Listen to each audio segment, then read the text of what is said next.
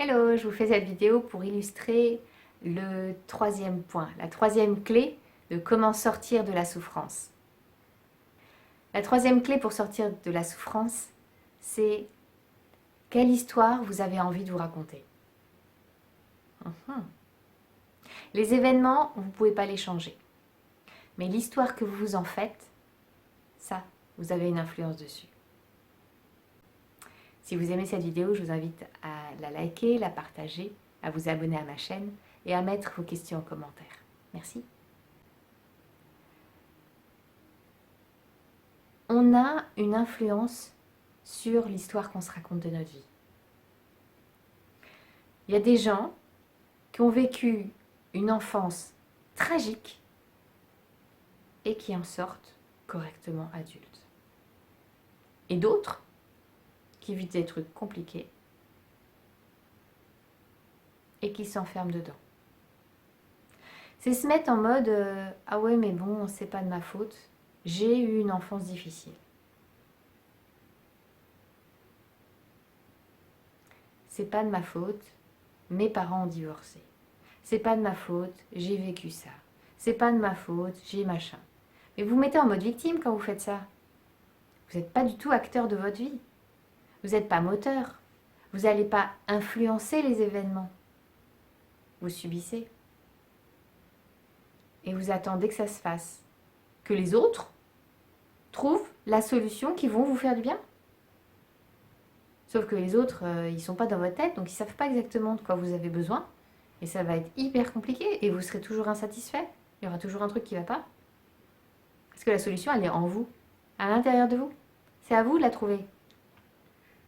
C'est à vous de vous construire la vie de vos rêves. Pas les autres, hein. Pour le moment, la vie de votre rêve, c'est pareil. Toi, attends. Moi, je suis juste dans la souffrance, ça va pas, je suis pas bien. Ouais. Mais tu peux changer l'histoire que tu te racontes, les choses. Tu peux.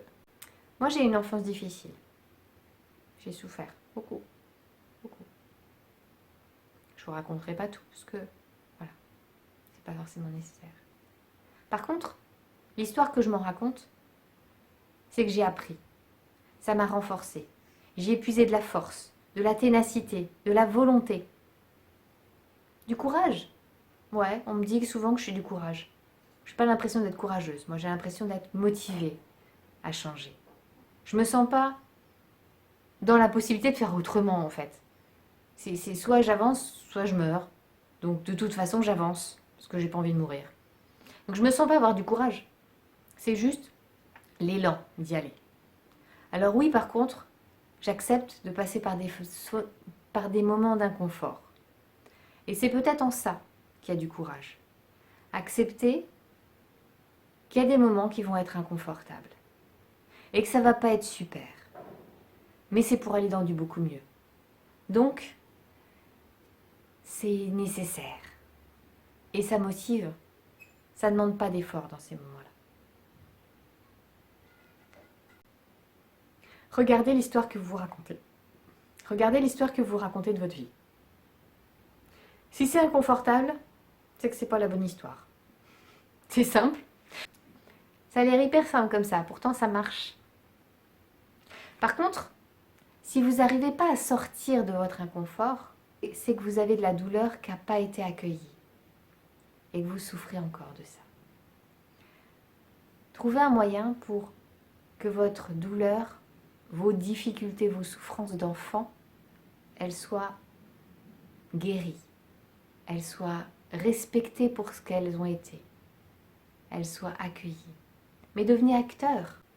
Vous pouvez changer et sortir de cette souffrance. Prenez votre pouvoir et avancez vers votre vie. La vie, elle est belle, franchement. Et même si des fois c'est inconfortable. C'est souvent dans ces moments inconfortables qu'on trouve l'énergie de changer et de bouger. Si c'était tout le temps confortable, on ne se bougerait pas, on ne changerait pas. Je vous souhaite le meilleur. Soyez heureux dans vos vies. Trouvez le courage et la motivation d'avancer. Un pas à la fois. Pas plus d'un pas à la fois. Et puis, ouvrez les yeux, observez. Observez le monde autour de vous. Il y a plein de gens qui vivent la même chose que vous. Et il y a plein de gens qui le vivent différemment de vous. Sentez-vous en contact avec ces personnes. Allez, je vous souhaite le meilleur. À bientôt. Bye. Et n'oubliez pas de liker, partager, vous abonner à ma chaîne et de poser vos questions en commentaire. Bisous, merci.